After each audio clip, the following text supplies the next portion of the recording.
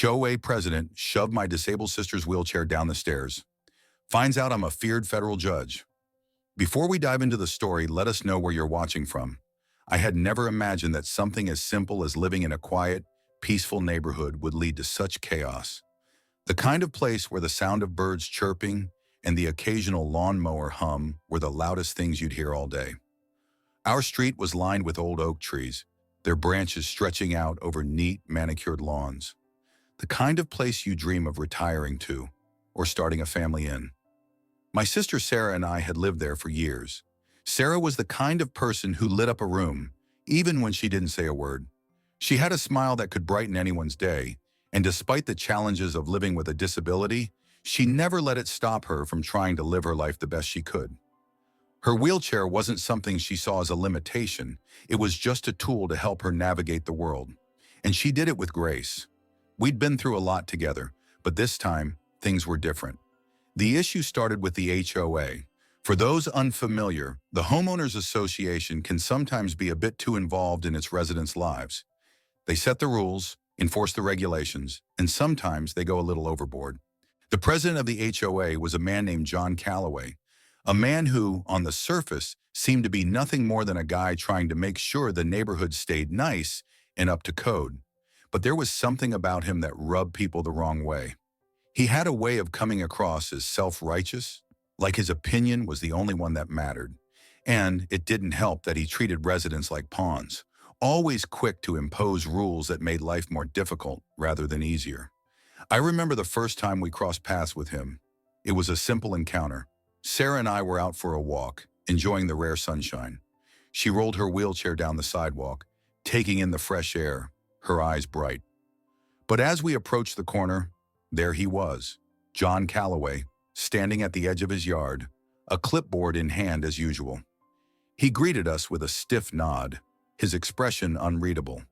"Is everything all right with your lawn, Miss Thompson?" he asked, eyeing our overgrown grass like it was a crime scene. Sarah had tried to be polite, as she always did, but I could tell she was growing increasingly frustrated with his constant, nitpicking inspections. Over the years, we'd grown tired of his presence, his small comments, his ever-watchful eyes. They were becoming a burden, something we couldn't escape. But that was just the beginning. The real issue came on a day that seemed like any other. I remember it vividly. Sarah was out in the driveway, just like any other afternoon, enjoying the warm weather. She was laughing with a neighbor, her wheelchair positioned at the top of a set of stairs that led to a small community garden. It wasn't a dangerous spot by any means, just a peaceful place where residents went to unwind. But for some reason, John Calloway seemed to think it was an issue. I'm not sure if he was trying to prove a point or if he was just being spiteful. But whatever his reason, what he did next would change everything. He walked up to Sarah and without a word of warning or any hint of concern, shoved her wheelchair down the stairs. The sickening sound of the wheels scraping against the pavement, the quick gasp of air from Sarah, it was something I'll never forget. Sarah, helpless in that moment, had no way of stopping what happened. The wheelchair with her in it tumbled down those stairs, and in the blink of an eye, everything changed. In that instant, I knew something had to be done. But what I didn't know, what neither of us could have expected, was that this was only the beginning. There was more to this than just an act of aggression. And as it turned out, there was more to me than John Calloway could ever have imagined. The real story was just about to unfold, and the man who thought he could push us around was going to learn a harsh lesson about underestimating the wrong person. John Calloway wasn't your average neighborhood HOA president. He wasn't the kind of guy who would just show up at a community meeting, make sure everyone was following the rules, and go home.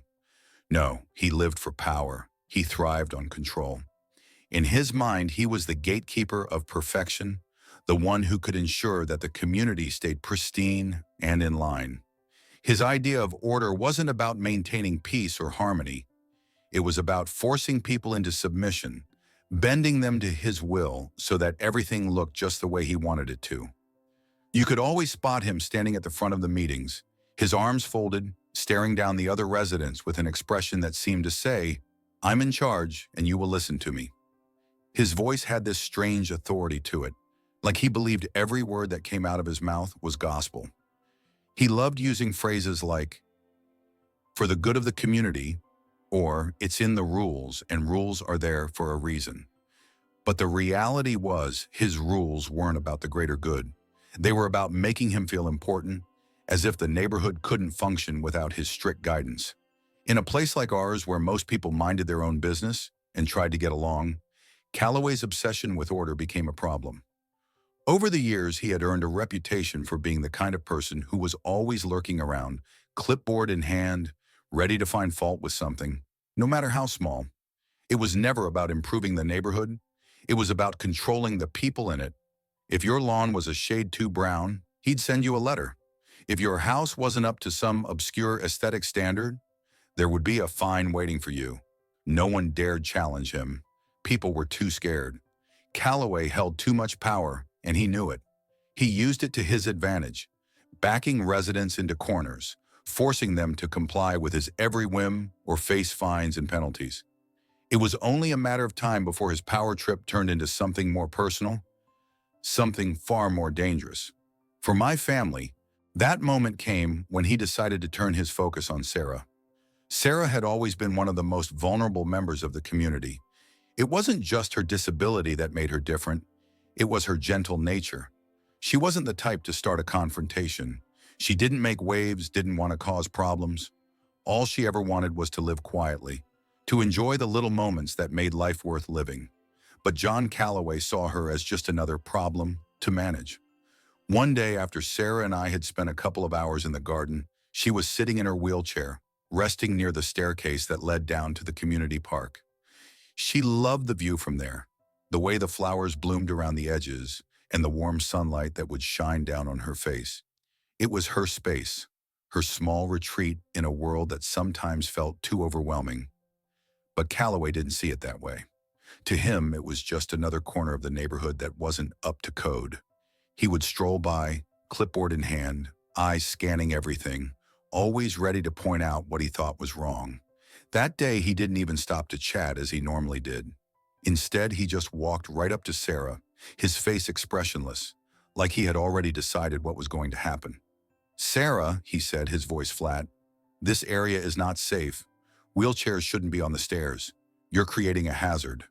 Sarah, trying to be polite, explained that she was simply resting. But Calloway wasn't interested in listening.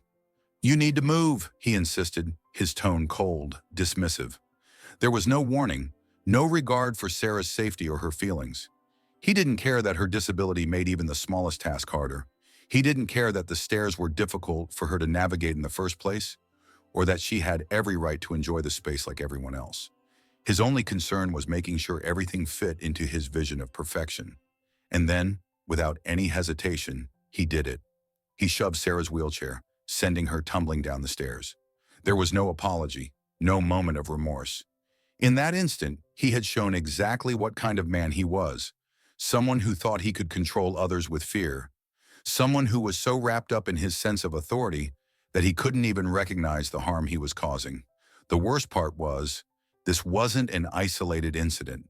It was just one more example of how John Calloway saw the people in the neighborhood as nothing more than obstacles to be managed. And Sarah, with her disability, was the perfect target for his cruelty. She wasn't able to fight back in the way others might, and that made her even more vulnerable in his eyes. But what Calloway didn't realize, what he never could have imagined, was that there were lines you don't cross, and he had just crossed one of them. It was a Saturday afternoon, warm with just the right amount of breeze. Sarah and I had spent most of the day in the garden, talking about the old days, reminiscing about better times. She loved the tranquility of that space, the flowers, the sound of distant laughter, and the comfort of a familiar setting. It wasn't much, but it was hers, a place where she could forget about the struggle, even if just for a moment. We just finished talking when she rolled her wheelchair over to the small set of stairs that led down to the park. The stairs were nothing special, a few concrete steps that separated the garden from the lower level of the community. It wasn't a dangerous spot by any means, and it was a place Sarah often rested when she needed a break. The steps weren't an obstacle for her. They were part of the routine, part of how she navigated the world in her own way. She wasn't trying to do anything reckless. She wasn't even close to the edge, just sitting there, content, soaking up the warmth of the sun. But that's when John Calloway showed up. I saw him walking toward us, clipboard in hand, just like he always did. I had learned to brace myself whenever he appeared, knowing that some comment about the grass or the layout of the garden would be next. But today was different. Today, something shifted in the air. There was an edge to his step, a coldness to his gaze that I hadn't seen before. He didn't greet us as usual. Instead, he just walked up to Sarah, looking down at her with that calculating, almost judgmental stare of his. "Sarah," he said, his voice flat and stern, "you can't sit here. It's dangerous." I could see Sarah's face tighten. She had dealt with his kind of condescending attitude before, but this was different. It wasn't just an observation, this was an order. He was treating her like she didn't belong in the space she had every right to occupy. "John, I'm just resting," Sarah replied, trying to explain, her voice soft but steady. "I'm not in anyone's way." But Calloway wasn't listening. He stepped closer, his eyes narrowing, and I saw the shift in his body language. His arms were crossed, like he had already decided what was going to happen. There was no negotiation, no conversation. It was all about him imposing his will, making sure everything fit into his version of order. Then, before either of us could react, he did it. He shoved Sarah's wheelchair. I couldn't believe what I was seeing. It all happened so quickly. 1 second, Sarah was sitting there, calm and unassuming. In the next, her wheelchair was flying down the steps, tumbling with a sickening crunch as it crashed against the pavement below. Time seemed to stop. I heard Sarah's startled cry, the wheels screeching, and then the sharp thud as the chair hit the ground. My heart leapt into my throat, and every instinct in me screamed to run, to get to her, to make sure she was okay. But I couldn't move fast enough. I rushed to Sarah's side, my mind racing, adrenaline pumping through me. She was shaken, her face pale with shock. Her hand was clutching the side of the chair, her knuckles white, and her breath was shallow. The look in her eyes, confusion, fear, pain. It was like she couldn't comprehend what had just happened. I knelt beside her, trying to calm her down, but the image of her wheelchair tumbling down those steps kept flashing in my mind. The cruelty of it, the complete disregard for her safety, her dignity, her basic humanity. And then I heard it, the murmurs from the neighbors, the whispers of people who had seen the whole thing unfold. We weren't alone. The incident had taken place in full view of the community. There were witnesses, and I could tell by their expressions that they were just as shocked as I was. Some looked away, too uncomfortable to intervene. Others stood frozen, unsure of what to do. The reality hit me harder than anything else. Not only had John Calloway attacked my sister, but he had done it in a place where everyone could see it. He had done it with no care for the consequences, as if his actions were justified by his supposed authority. I could feel the anger building up inside me, the frustration, the helplessness. But I also felt something else, a deep, cold fury that I didn't know I was capable of. My sister, the one person I would protect with everything I had just been violated in the most public, shocking way, and everyone had seen it happen. But it wasn't just about the incident itself. It was about the years of humiliation, the years of Calloway's creeping presence, the way he'd made life harder for people like Sarah, who were already vulnerable in so many ways. This wasn't just a random act of aggression. It was the culmination of his belief that he could push anyone around, that he could get away with anything. In that moment, I knew things had changed. The shock, the disbelief, they all began to melt away into something else, something darker, something I wasn't ready to let go of. And as I looked down at Sarah, trying to reassure her, I realized that the real battle had just begun. In the moments after the incident, the neighborhood was a flurry of whispers. People gathered in small groups, their conversations hushed, eyes darting between Sarah, me, and John Calloway, who had already retreated to his house. It was like a scene from a movie, a tragedy unfolding in slow motion, the shock still settling over everyone like a thick fog. Some of the residents were quick to rush over, their faces filled with genuine concern. Mrs. McAllister, who lived 3 doors down, was the first to come over, her hands shaking as she bent down to check on Sarah. "Oh my God, I can't believe he did that," she murmured, her voice thick with disbelief. Mrs. McAllister had always been kind to Sarah, offering her little treats when she'd see her out in the yard, and she was one of the few people who genuinely cared. She was furious, outraged that someone like John Calloway could act that way, especially towards someone like Sarah. But for every person who voiced their sympathy, there were others who turned a blind eye, or worse, avoided the situation entirely. Several neighbors simply stood at the edge of their driveways, their gazes quickly shifting away from the scene, pretending not to see what had happened. It was as if they were afraid that getting involved would put them on the wrong side of the HOA president. They knew how much power he had, and the idea of challenging him was too daunting for some of them. So they chose to look away. Then there were the people who made excuses for Calloway's actions. "He didn't mean to hurt her," one man mumbled as he walked past, trying to avoid eye contact. "It's just the way he is. He's a little rough sometimes." The nonchalant attitude in his voice made my stomach turn. As if it was just another day in the life of John Calloway, a man whose behavior had long since crossed the line of acceptable. There was a subtle undercurrent of fear in the neighborhood, an unspoken understanding that challenging the HOA president was asking for trouble. As the day wore on, I could sense the division among the residents. Some rallied around us, offering their help, their support, but just as many were either too afraid or too indifferent to do anything. They were paralyzed, unsure of how to react, unsure of how to take a stand against someone who had so much control over their homes, their lives, their very place in the community. The HOA president had built his power not just by enforcing rules, but by creating an atmosphere of fear. Fear that if you stepped out of line, you would pay the price. Despite the outpouring of support from a few of the residents, I knew we couldn't count on the neighborhood alone to help us. If we wanted justice, if we wanted to make Calloway accountable for what he'd done, we had to go through the proper channels. So I made the decision to report the incident to the HOA board. I gathered the few witnesses who were willing to speak up, including Mrs. McAllister, and we set up a meeting. It wasn't easy. The board meetings were notoriously dry, with everyone sitting around in stiff chairs, reading through reports and nodding politely at one another. The idea that they would actually take action against their own president seemed almost laughable. Most of the board members had known Calloway for years, and there was an underlying sense of loyalty toward him, whether they agreed with his tactics or not. The last thing they wanted was a confrontation, especially not with someone who held so much sway over the neighborhood. When the meeting began, I stood up and explained what had happened, how John Calloway had shoved Sarah's wheelchair down the stairs without warning, how it had happened in front of several witnesses.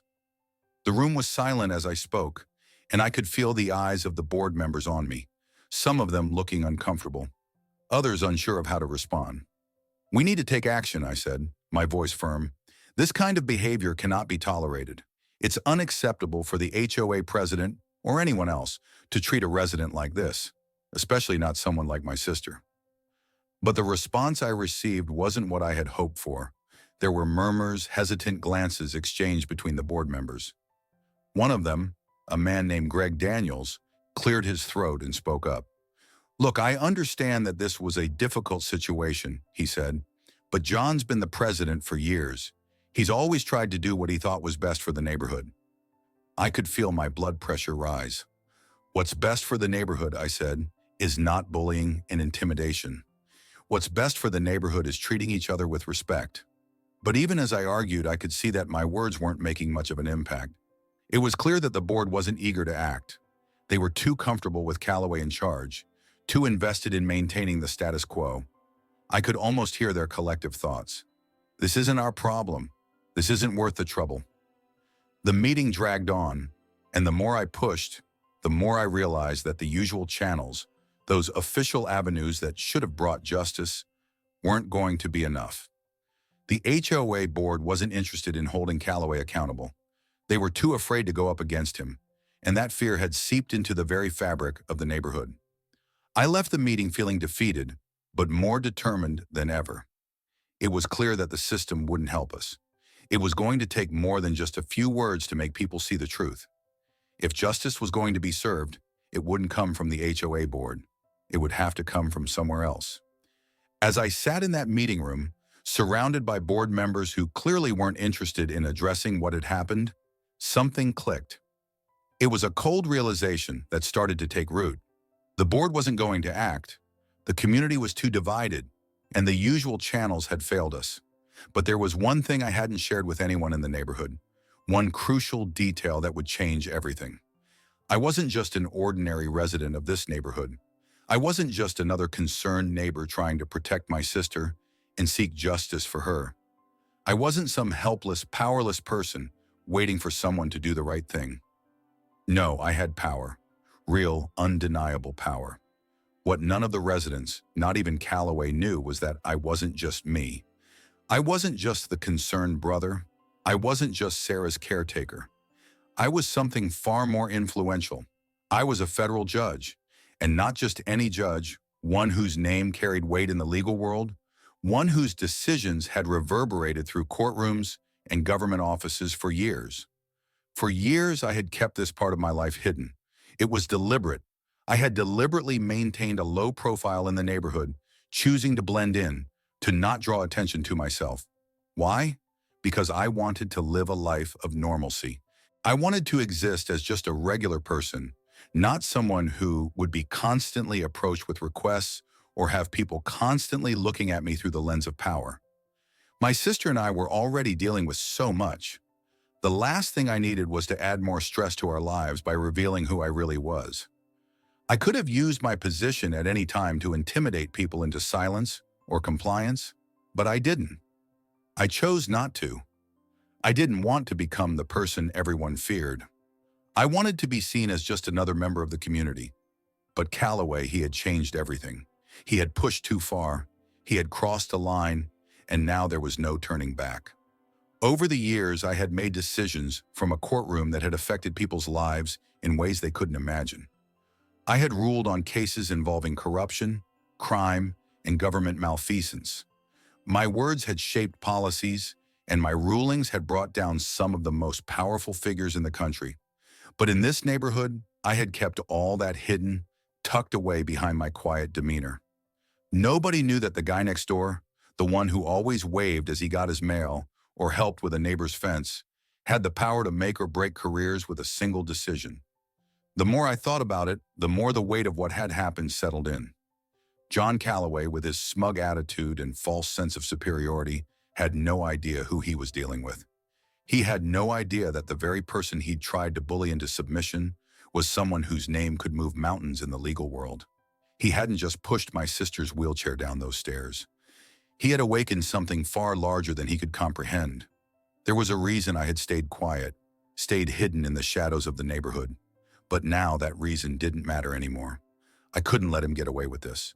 I had the means, the resources, and the influence to do something about it, and it was time for the people who had ignored this issue, the people who had allowed Calloway to bully and intimidate for so long, to realize that their little world was about to be flipped upside down.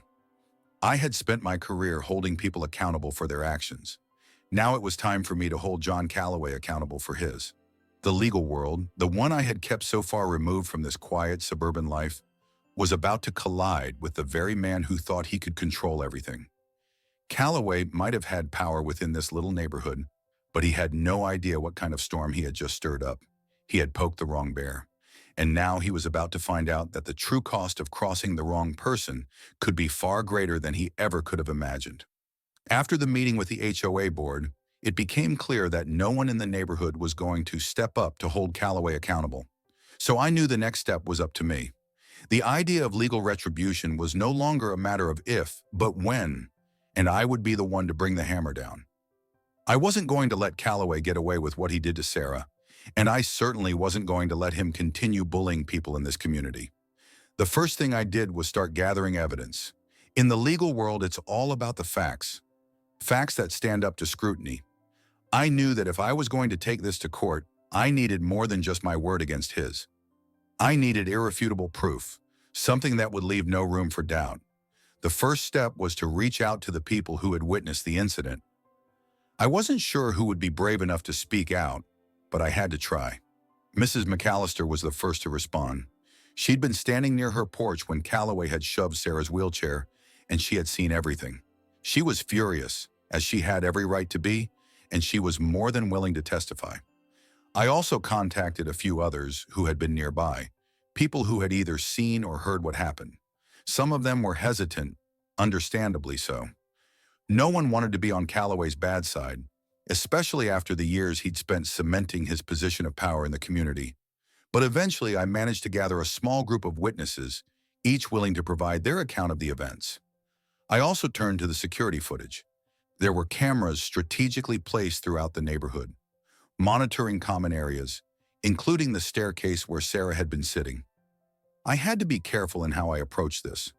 As a judge, I knew the rules about evidence and privacy, and I didn't want to overstep my boundaries. Fortunately, the footage from the cameras in the common areas was public, accessible to any resident who had the right to request it. It took some convincing to get the footage from the HOA's archives. I reached out to the security team that managed the neighborhood's surveillance system, explaining that I needed the recordings from the day of the incident. I knew I couldn't just ask for it outright, especially given my position in the community. Instead, I framed the request carefully, stating that I needed the footage for personal reasons related to a community matter. The footage was more than I had hoped for. There, in full clarity, was the moment Calloway shoved Sarah's wheelchair. The video didn't lie. It showed him walking up to her, speaking to her, and then with no warning, shoving the wheelchair down the stairs.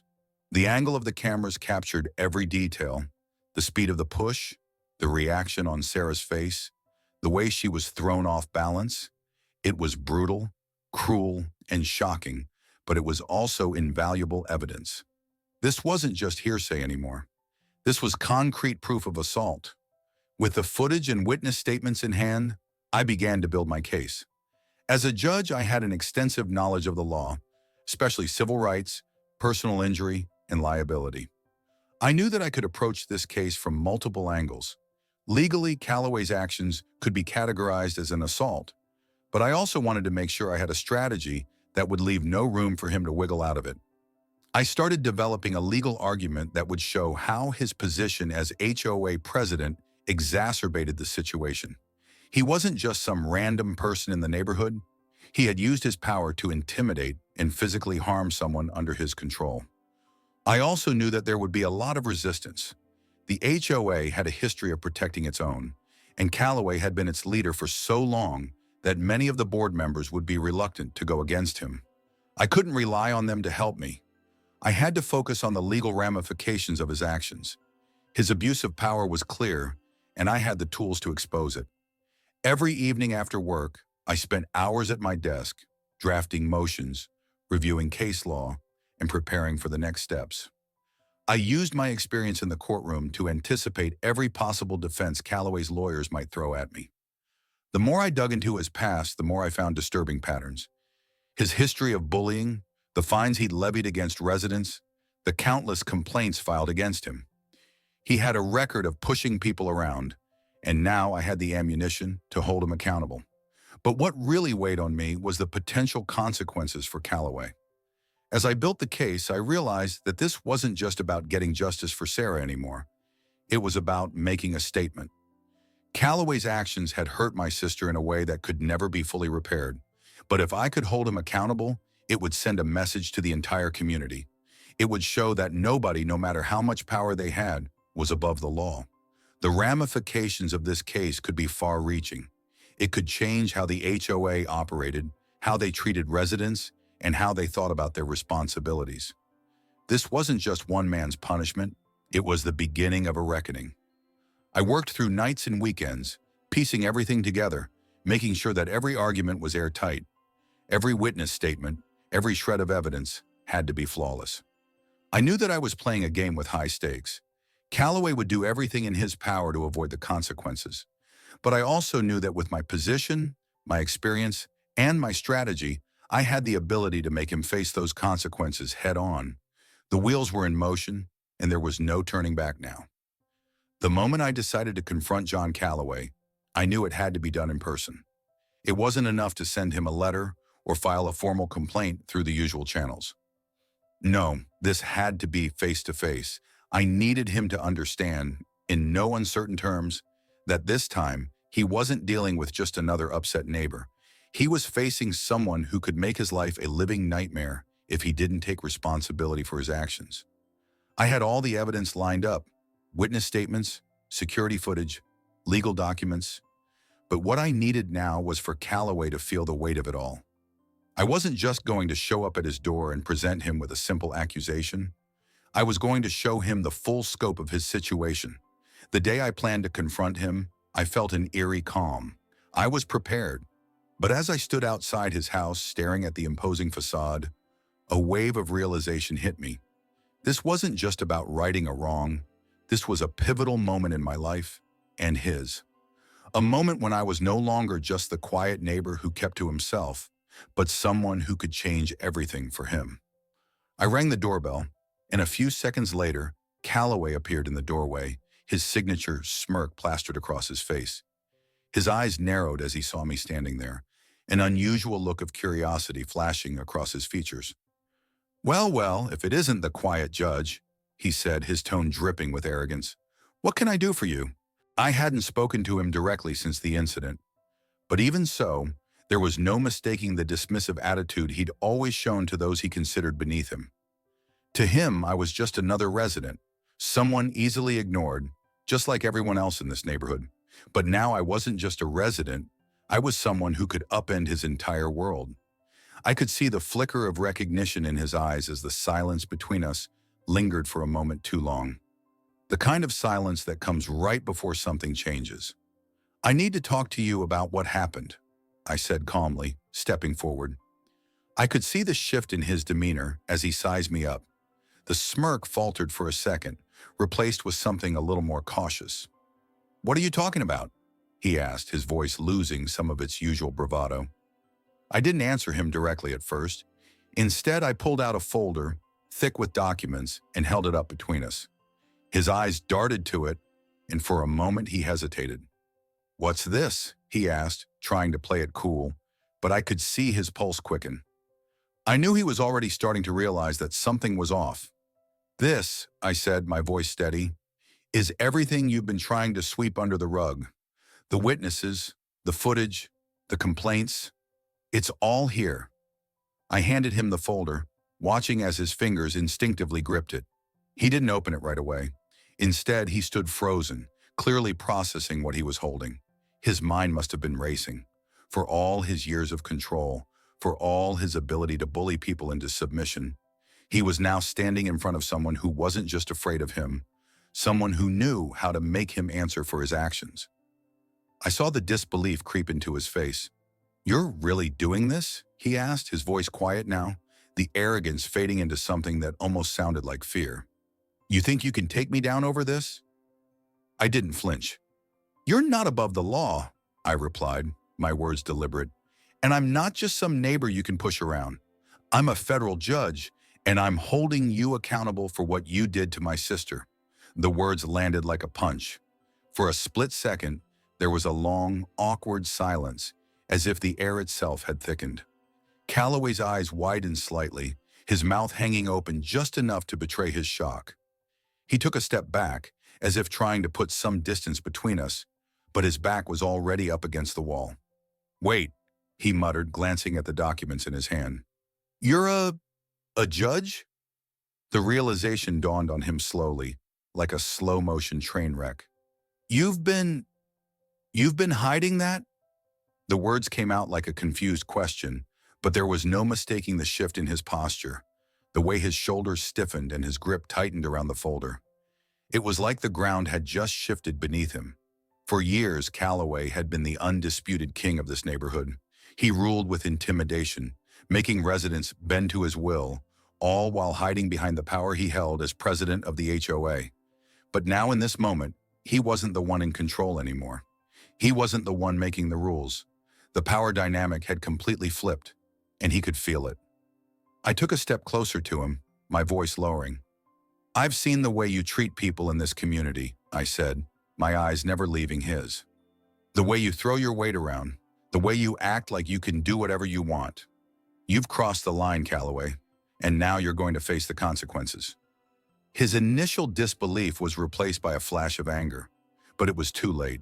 The veneer of invincibility had cracked, and the fear beneath was starting to show.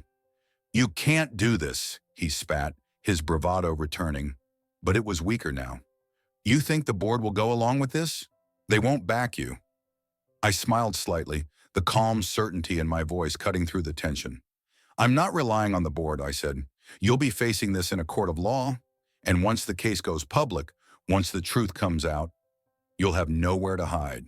The reputation you've built, the power you think you have, it's all about to come crumbling down." The words hit him harder than anything I could have done physically. I could see his mind scrambling, trying to figure out how to regain control, how to weasel his way out of this. But it was already too late. I had him, and he knew it. He didn't say anything else. He just stood there, rooted to the spot, staring at me with a mix of fury and dread. The power had shifted. The predator had become the prey. And for the first time in a long time, I saw the true fear in his eyes. The day of the trial arrived with a heaviness in the air. The courthouse, usually a place of order and structure, had a different feel this time. The case between John Calloway, the HOA president, and myself, though I wasn't the defendant, I was deeply involved, had drawn attention.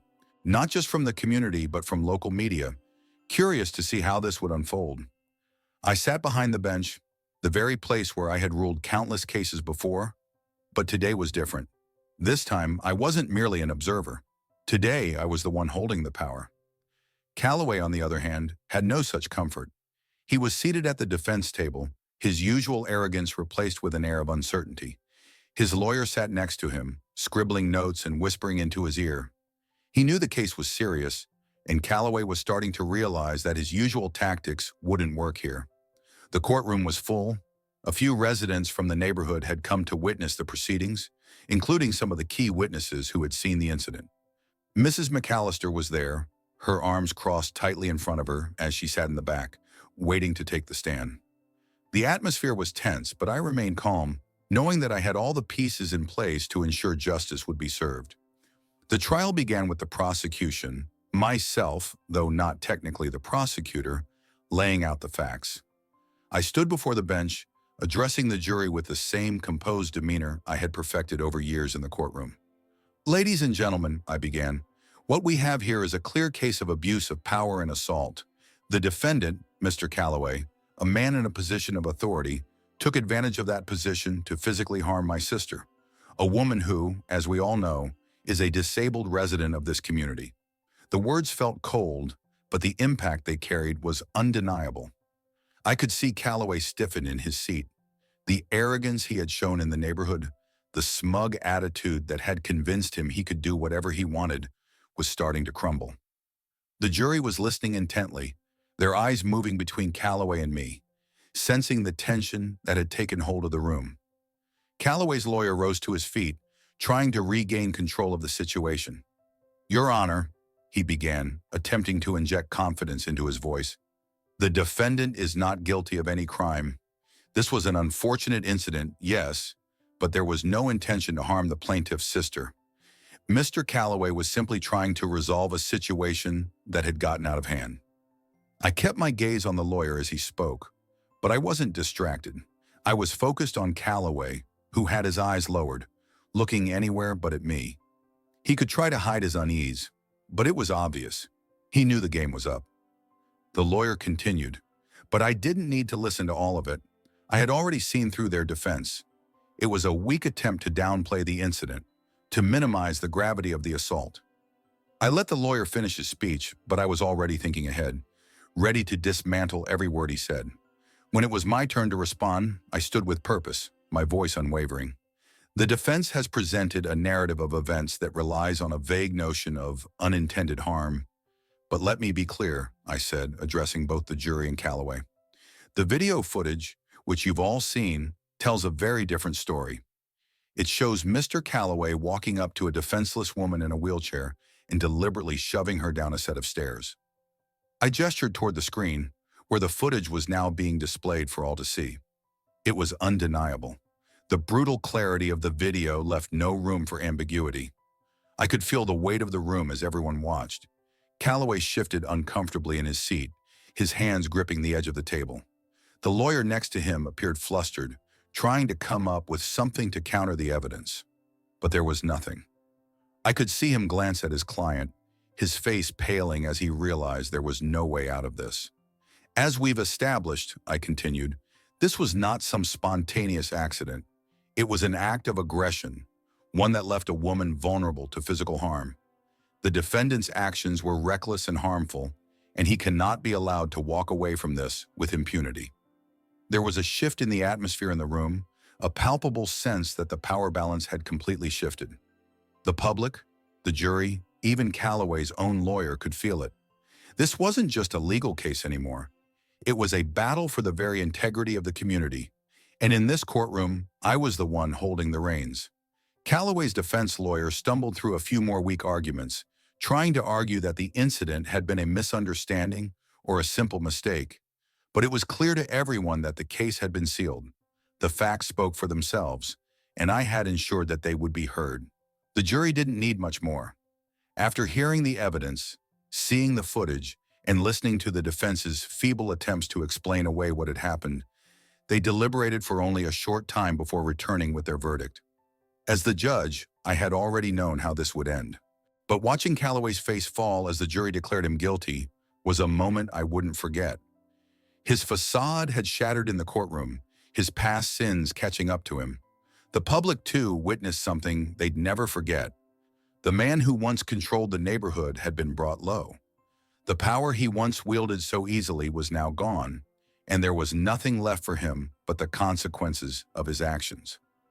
The courtroom fell into a hushed silence as the jury foreperson stood, holding the verdict in their hands. Calloway sat in his chair, his eyes fixed on the floor, his face a mask of resignation. His lawyer stood beside him, his hands clenched into fists, as though trying to brace for whatever was coming next. I could feel the weight of the moment in the air, the culmination of everything that had led to this point. The foreperson spoke clearly, the words echoing in the stillness of the room. We, the jury, find the defendant, John Calloway, guilty of assault and battery, as well as abuse of power in his position as president of the HOA. A collective breath seemed to be held by everyone present before the murmur of relief and satisfaction rippled through the courtroom. Calloway's face drained of color and his shoulders slumped as the weight of the verdict pressed down on him. It was over. The man who had once ruled this neighborhood with an iron fist, who had thought he could act with impunity, had been held accountable for his actions. The judge, me, stood up and addressed the court. Mr. Calloway, you have been found guilty of intentionally causing harm to another individual and abusing your position of authority. You are hereby ordered to pay restitution to the victim for medical expenses, pain and suffering, and punitive damages. The finality of the sentence hung in the air, and I could see Calloway's lawyer whispering furiously in his ear, trying to formulate some sort of defense, but it was too late. Calloway, for the first time in years, was no longer in control. He was no longer the one calling the shots in the neighborhood. The consequences had been set, and there was no way for him to escape them. The impact of his actions would follow him for the rest of his life. But the story wasn't just about his downfall. It was about the message it sent. For far too long, Calloway had abused his power, making people afraid to speak out, silencing those who dared to challenge him. He thought he could control the narrative, make people bend to his will. But justice had prevailed. His downfall was a reminder to everyone that no one, no matter how powerful, is above the law. The ripple effects of the verdict spread quickly through the community. It didn't take long for word to get out that the once feared HOA president had been held accountable for his actions. The residents, many of whom had quietly suffered under Calloway's rule for years, were emboldened by the outcome. There was a collective sense of relief that the power dynamic in the neighborhood had shifted. For the first time in a long while, the residents felt like they could breathe easy. They had witnessed firsthand the consequences of standing up to an abuser of power, and it gave them hope that things could be different going forward. For Sarah, the change was immediate and tangible. She had lived in fear for so long, not just because of her disability, but because of the environment that had been created by Calloway's tyranny. She no longer felt like a target.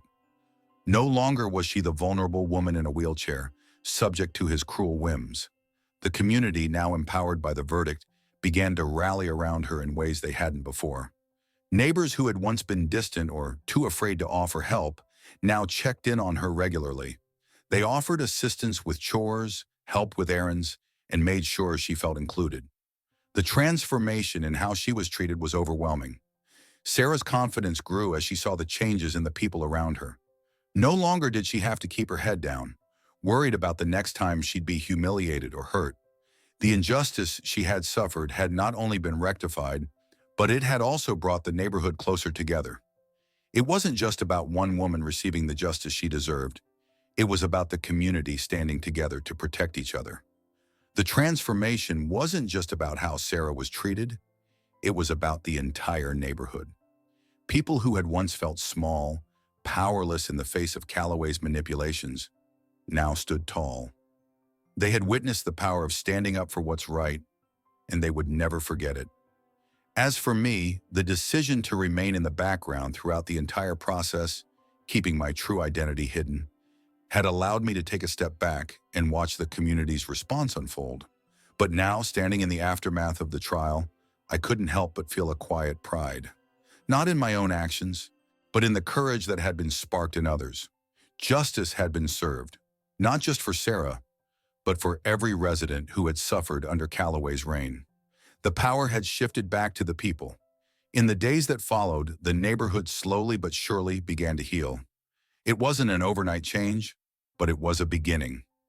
People became more active in the HOA, holding meetings, discussing how to ensure such abuses would never happen again. The sense of fear that had once gripped the community slowly faded away, replaced by a renewed sense of unity and empowerment. And for Sarah, this was just the start of a new chapter. She no longer had to live in fear of Calloway or anyone like him. The support she received from the community didn't just offer her practical help, it offered her something more valuable: peace of mind. She had the support she deserved, the kind of community that truly had her back.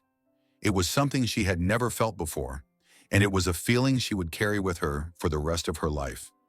The neighborhood had changed, yes, but more importantly, so had the people in it. They had learned a powerful lesson: standing up against injustice, no matter how powerful the person causing it, could lead to real change. They had witnessed the power of justice firsthand, and they would never take their voice for granted again. As the dust settled and the neighborhood slowly returned to its routine, I couldn't help but reflect on everything that had transpired.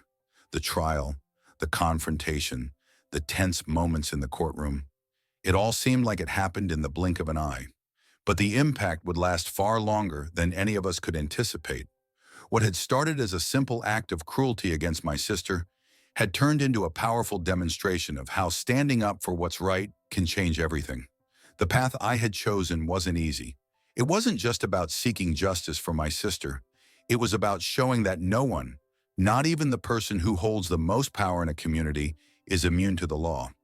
It was about sending a message, not just to Calloway, but to everyone watching, that abuse of power has consequences. The actions of one person can ripple through a community, shaping its atmosphere, its morals, and its future. For my sister, the impact was immediate and deeply personal. For years, she had been a victim, not just of physical limitations, but of the environment that fostered cruelty, disregard, and intimidation. After everything had been said and done, after the court had spoken, she was no longer just the disabled woman in the neighborhood. She had become part of a stronger, more supportive community. People saw her for who she truly was, not defined by her wheelchair, but by her strength and resilience. Her voice, once drowned out by fear, had finally been heard. And for the rest of the community, the trial marked a shift, one that brought about healing. No longer did the residents feel that their fates were controlled by an unaccountable figurehead. They had witnessed firsthand the power of standing together, of speaking up, of not letting one man's abuse of power go unchallenged. The shift wasn't immediate, but it was profound. In the weeks that followed, I saw neighbors interacting more with each other, offering help, building a network of mutual support. The fear that had hung over them like a dark cloud began to dissipate, replaced by a new sense of solidarity. But the true lesson here wasn't just about righting a wrong, it was about resilience. the ability to stand tall in the face of adversity, no matter how insurmountable the odds may seem. It was about having the courage to act when others might shrink back. When I chose to reveal who I was, I did it not for recognition, but because it was what had to be done. The law isn't just about rules and punishment. It's about fairness, accountability, and giving people who are too often overlooked the chance to be heard. There's a deeper message in all of this. Power doesn't have to go unchecked. Just because someone has influence or authority doesn't mean they can't be held accountable. And the most vulnerable in our communities, they are the ones who need us most to step up, to protect them from those who would use their power for harm. At the end of the day, justice wasn't just served for my sister, it was served for the whole neighborhood. A lesson had been taught not just to Calloway, but to everyone who had witnessed it. The actions of one person had shown that it only takes one spark to ignite change. It's easy to feel small when faced with someone who seems untouchable, but the truth is, power is only real when we let it be. Stand up, speak out, don't let fear hold you back. Because in the end, justice has a way of finding its way to those who stand firm, to those who refuse to let the vulnerable fall through the cracks. And as I watched my sister smile, surrounded by a community that had finally learned to see her for